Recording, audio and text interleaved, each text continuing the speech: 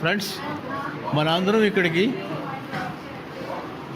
Saints క్యాంప్కి ఎందుకు వచ్చామంటే నేర్చుకుంటాకు వచ్చాం. మనం పుట్టిన దగ్గర నుంచి నాకు 64 సంవత్సరాలు. Still we have to have learn. మనకి బైబిల్లో తెలియనటువంటి గూఢమైన అర్థాలు చాలా ఉన్నాయి.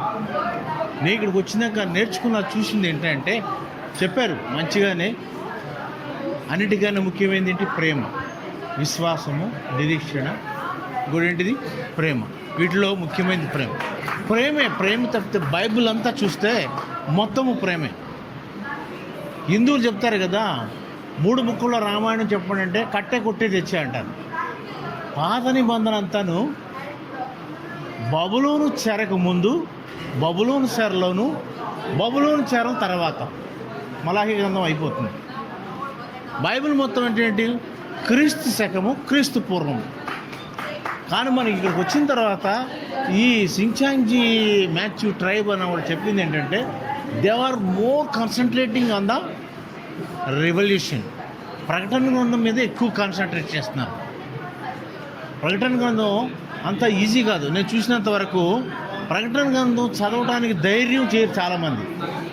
ప్రకటన గ్రంథంలో 21వ అధ్యాయం 18వ వచనంలో ఏముంటుందంటే, అందులో ఉన్న ఏమైనా పొల్లు తీసేసినా, ఏమైనా జాయిన్ చేసినా వాళ్ళ మీదకి శాపం వస్తుంది అని ఉంటుంది.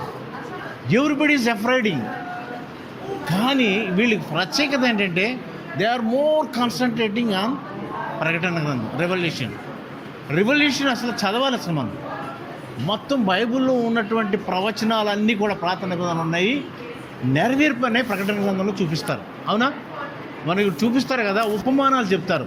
ఉపమానాలు ఎందుకంటే అది సామాన్యమైన ప్రజలకి అప్పుడు చూడండి 2000 సంవత్సరాల క్రితం అందరికీ ఈజీగా అర్థం కావాలి. దాని తర్వాత వీళ్ళు దాని వెనక ఉన్న గూఢమైన అర్థం మనకి తెలియపరుస్తున్నారు. ప్రతి ఒక్కళ్ళు ఏంటంటే రిక్వెస్ట్, బైబిల్ తెచ్చుకుని నోట్బుక్ తెచ్చుకోండి. ఫీల్ అవ్వకండి మన పాస్టర్లు పెద్దవాళ్ళు అని. రాసుకోవటం వల్ల, వినటం వల్ల విశ్వాసం కలుగుద్ది అన్నారు కదా, అలాగే రాసుకుంటాం వల్ల మీకు మెమరీలోకి ఎక్కుతుంది. మీరు వింటారు, మీ చేతికి పని చెప్తారు, కనెక్షన్ ఉంటుంది. రాసుకున్న తర్వాత వెళ్ళి చూడండి, వాళ్ళు చదవండి. అందరూ దయచేసి బైబిల్ చదవండి. ప్రకటన గ్రంథము మొదటి నుంచి చదవండి. ఎన్నో కాదు, 21 అధ్యాయాలు ఉన్నాయి, 404 వచనాలు ఎన్నో ఉన్నాయి, అంతే.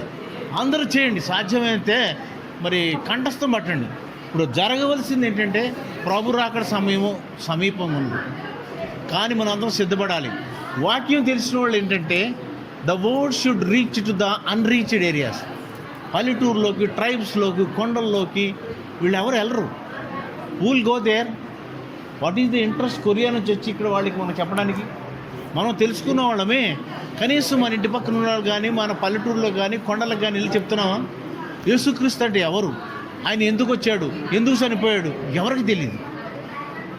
కాకపోతే ఏంటంటే మనం వచ్చాము, నేర్చుకున్నాం కాబట్టి ఎవాంజలిస్ట్ అయినప్పుడు ఏంటంటే, మనకు తెలిసిన విషయాలు మనం ఇతరులకి సాక్ష్యం చెప్పాలి.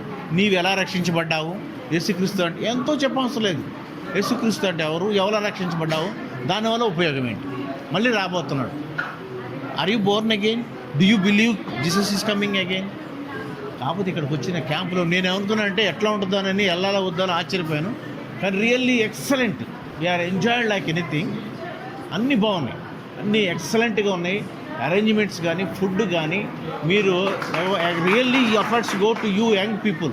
You have arranged in such a way nobody is suffering here. మేము అడిగాం, బాబు మాకు కొంచెం షుగర్ బీపీ ఉంది, మాకు మరి ఏమన్నా ఏసీ రూమ్ ఇస్తా అంటే, ఫాస్ట్ గారు ఆయన రూమ్ వెకేట్ చేసి ఆయన ఇచ్చారు. Whole heartedly they are showing the Jesus love. అది రియాలిటీగాను మనం ఏంటంటే, మనము క్రైస్తవులం అని మన క్రియలో తెలియపరచాలి. మన క్రియలలో మన క్రైస్తవులం అని వెళ్ళలో సిల్లేసి తిరుగుతాం కాదు. Show your love. అందుకని ఏం చెప్పారు? Love your God, love your self, love your neighbours, love your brothers. ఇవి చాలు మనకి. బైబిల్లో ఉన్నవి చదువుకోండి. మరి ఇలాంటివి వస్తే మాత్రం మిస్ చేయకండి. రండి, దూరం నుంచి చాలా సంతోషం. కర్నూలు, ఒంగోలు, నెల్లూరు నుంచి వచ్చేవాళ్ళు. మేము ఇక్కడ హైదరాబాద్లో ఉన్నవాళ్ళు ఎలా ఏంటని మీరు 3-4 రోజుల నుంచి థింక్ చేస్తాం. ప్రణయ్ వీళ్ళందరిని అడిగాం, బాబు ఏంటి ట్రాన్స్పోర్ట్ లేదు సార్, మీరే రావాలి, ఇక్కడ ఏదో మేము అరేంజ్ చేస్తామని. అట్లాగే రండి, నేర్చుకోండి. ఇప్పుడు కూడాను chill death we have to learn. Bible అన్నది ఒకటే హోలీ బైబుల్, పరిశుద్ధమైన గ్రంథం ప్రపంచంలో ఏదైనా ఉందంటే ఒక్కటే, దట్ ఈజ్ హోలీ బైబుల్. చదవండి.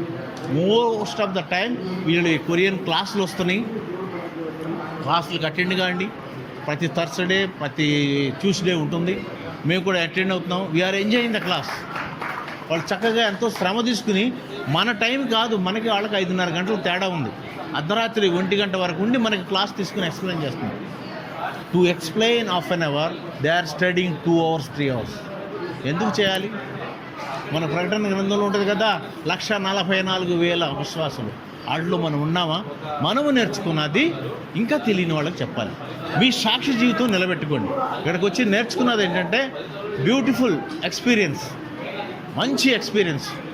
చాలామంది వాళ్ళు కష్టపడి ప్రిపేర్ అయ్యి చెప్పారు. దానిలో మీరు అర్థం చేసుకోండి.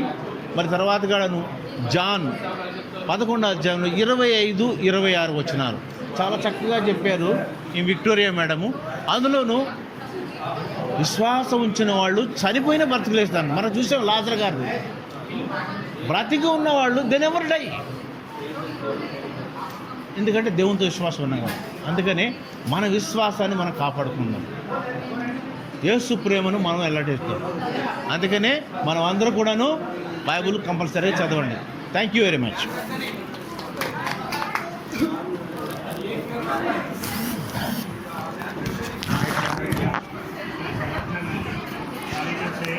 నిన్న మార్నింగ్ సెక్షన్